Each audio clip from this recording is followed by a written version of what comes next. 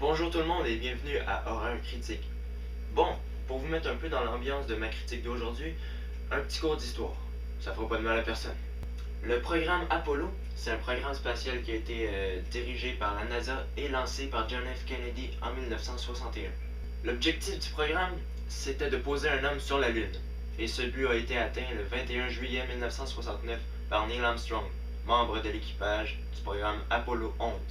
Après ça, il y a eu 6 autres programmes Apollo, dont un qui a frôlé la catastrophe, Apollo 13. Il y a un réservoir d'oxygène qui a sauté après 55 heures de vol. Les astronautes ne se posent donc pas sur la Lune. Non, en fait, ils en font le tour et reviennent sur Terre sains et saufs. Apollo 17 fut officiellement la dernière mission du programme à envoyer des hommes sur la Lune. Mais supposément qu'en 1974, on a envoyé 3 hommes à bord de la navette Apollo 18 en direction de la Lune. Ce documentaire nous montre pourquoi on n'y est jamais retourné.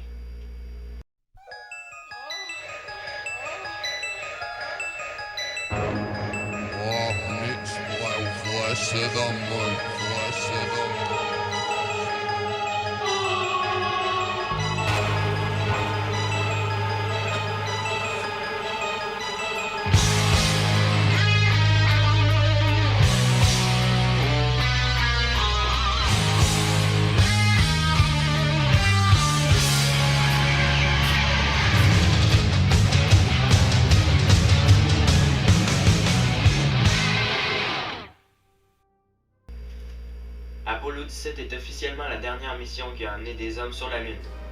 Mais on y envoie en 1974 3 hommes à bord d'Apollo 18. Cette mission secrète tourne vite au cauchemar lorsqu'ils découvrent qu'ils ne sont pas seuls sur le sol lunaire. Bon, on s'entend que c'est de la pure fiction. J'espère qu'il n'y en a pas d'entre vous qui ont vraiment cru à ça. C'est un scénario très bien écrit. Et la chose que j'ai le plus aimé dans le film, c'est que les extraterrestres prennent une toute nouvelle forme de ce qu'on était habitué de voir. Mais je vous en dis pas plus, sinon je vous révélerai le punch.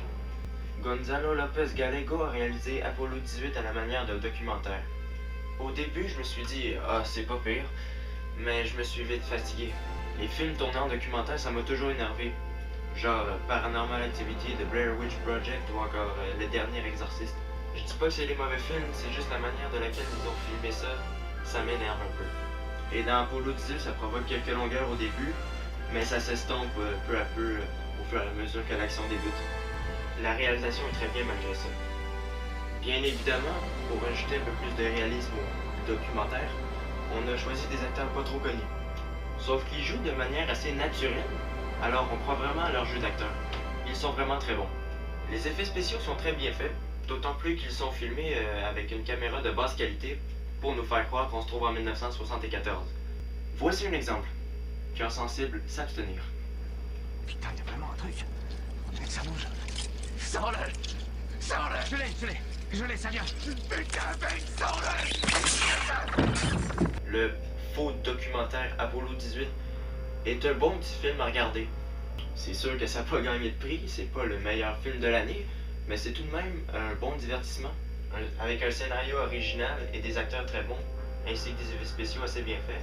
Quoique l'effet documentaire du film nous énerve peu à peu, Apollo 18 reste un assez bon film qui nous procure un bon divertissement pour les soirées de films d'horreur. Je lui donne donc un 7. Si vous avez des soirées où vous avez rien à faire, je vous conseille Apollo 18. C'est tout pour ma critique de Apollo 18. Revenez-moi pour le prochain épisode de Horreur Critique. Salut!